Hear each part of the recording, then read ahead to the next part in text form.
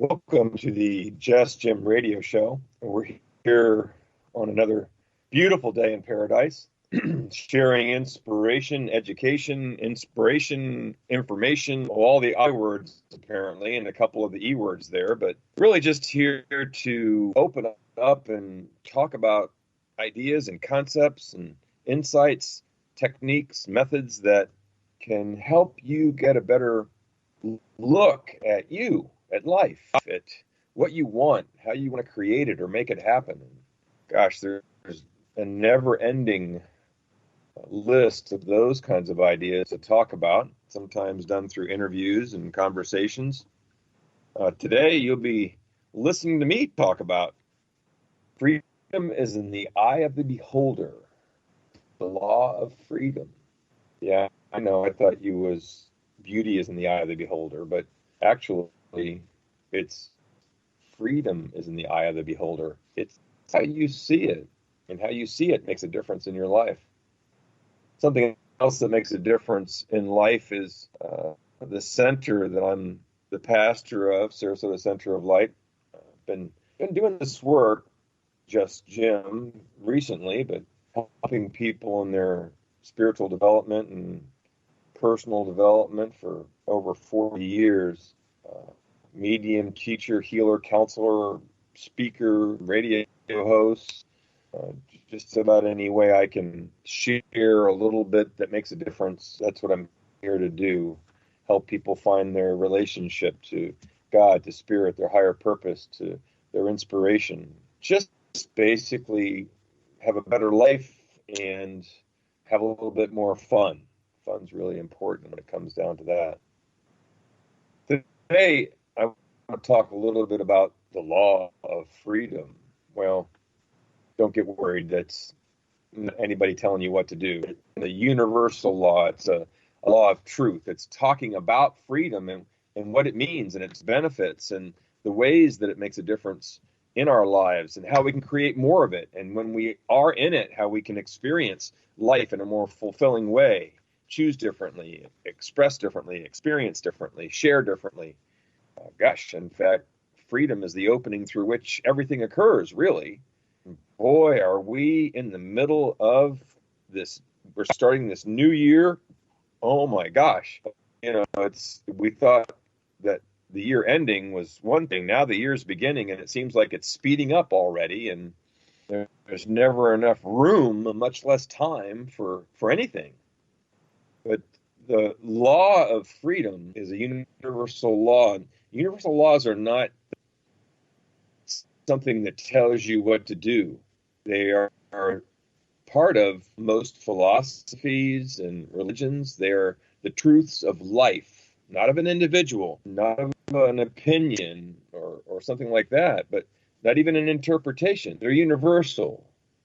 So the law of freedom is something that is coupled with laws like the law of love, the law of attraction. I'm sure you've heard of that one. The law of balance, compensation, abundance, cause and effect, freedom, karma. There's so many different laws that speak about what is, not what you're supposed to do. And that what you're supposed to do might bring up memories of the commandments.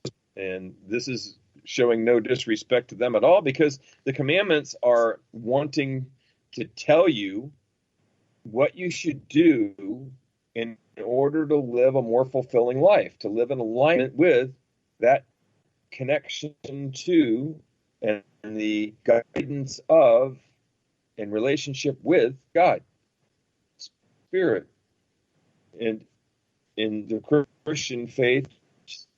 And so the commandments more tell you what to do, and yet their purpose is to show you how to live. Spiritual laws are worded and describe things that are, like the law of freedom. It's giving us a chance to be able to decide what it is we want to be or we want it to be. Because we all know that we are here by choice to create our lives the way we want to. And it's in that freedom that we're able to do that. As we live principles like living in accordance with spiritual law, it leads to us being able to live spiritually, to be able to bring ourselves into expression in such a way that we're able to feel the freedom not only of our bodies being able to move more easily, our emotions flow more fully, our mind being free to think more clearly, our spirit, our inspiration guiding us so that we're able to know more clearly deep within us our truth and who we are.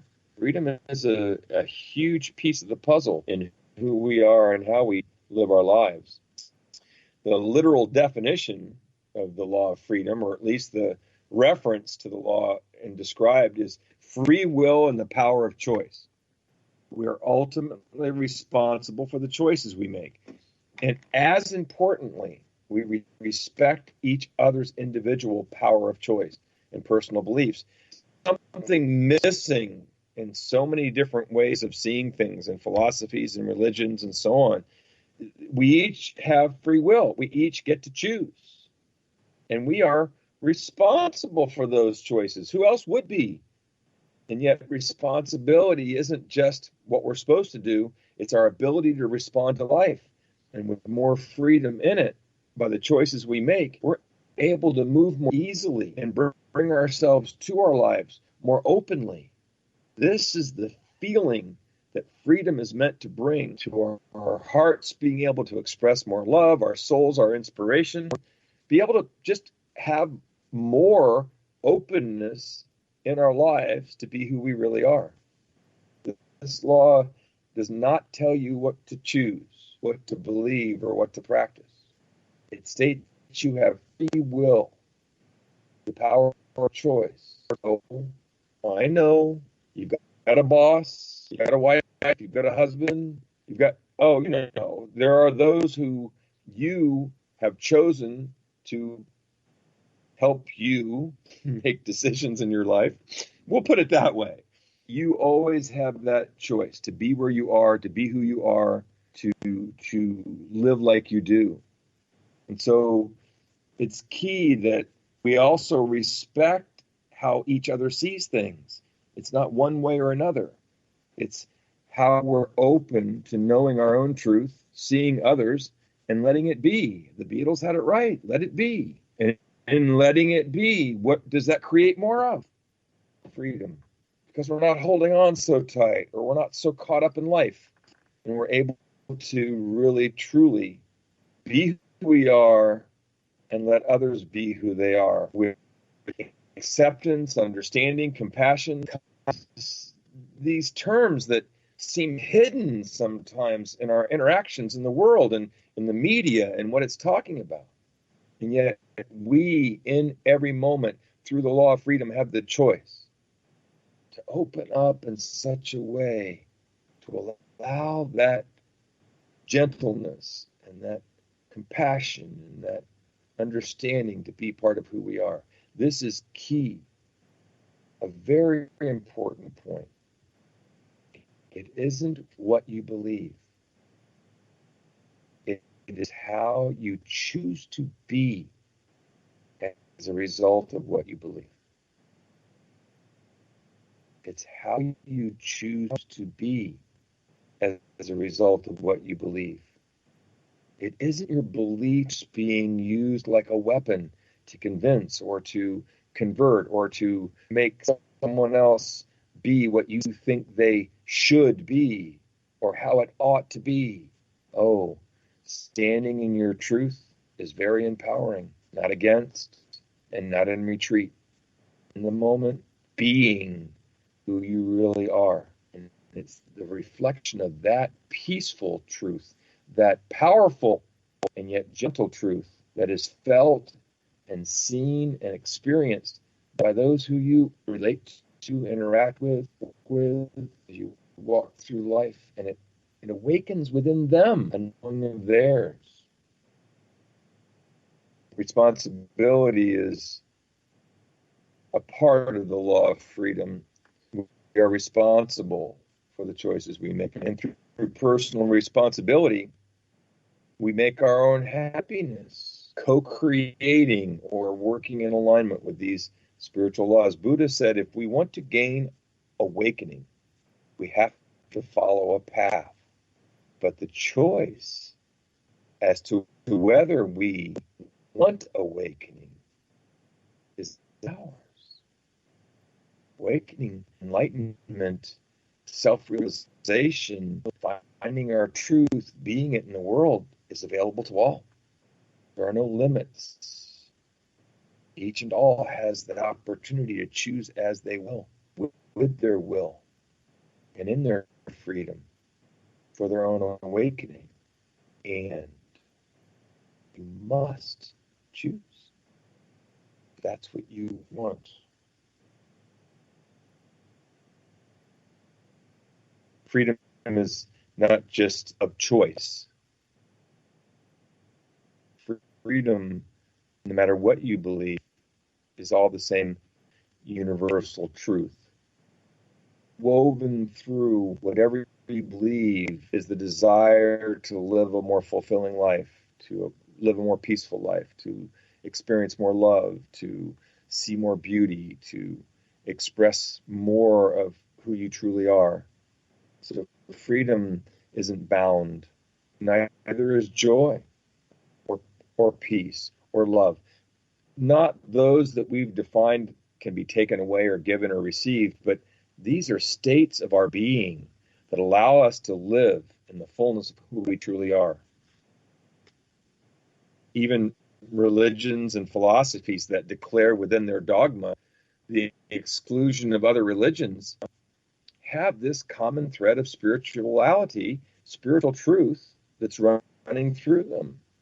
When you begin to set aside the different references and wordings and views, I like to think of it this way.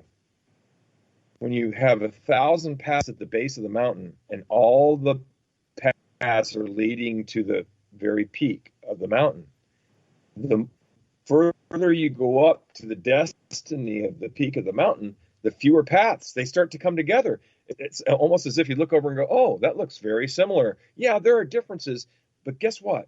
How many paths are at the top, at the peak? There's one. They all come together in the same manner because every one of them are seeking to lead to not the descriptions of the process or the journey or the deities or the philosophy and I hold respect for every religion, philosophy, dogma, creed, absolutely, because I believe they lead to the same place. Christianity and Jesus, Buddhism and Buddha, the Trinity of Hinduism, the Trinity of Hinduism, Brahma, Vishnu, Shiva, Islam, Allah and Muhammad, metaphysical spirituality at Sarasota Center of Light, metaphysical above the physical, spirituality living physically. Which of these religions or philosophies are the right one to follow? Which one of these are true? None of them are right or wrong. None of them are true or false. This is a primary aspect of the law of freedom. Not only are we able to choose our own philosophy and religion, no matter what we choose, we are set free by its truth. That is what's at the peak of the mountain. Whatever we're believing in, the faith that we have, whatever we trust to be true in our heart and soul, sets our spirit free to be. Free to be. In Corinthians, it says, now the Lord is the Spirit, and where the Spirit